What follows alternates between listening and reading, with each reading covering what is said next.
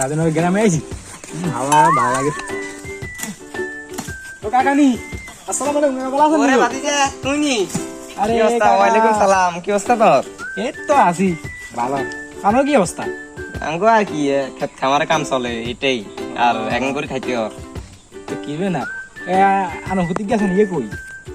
আরে ভাই এর কথা কইছে তুই বাতিজা হিসেবে তোর কইয়ে আমার মনে কথা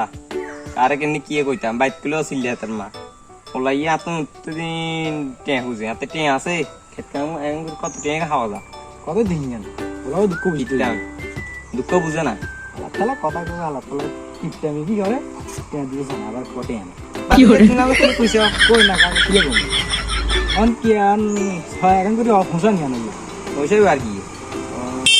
কাকা তো যাই না একটা সঙ্গে কাম আছে তো আচ্ছা কাকা যাও আচ্ছা, মাঝে মাঝে মধ্যে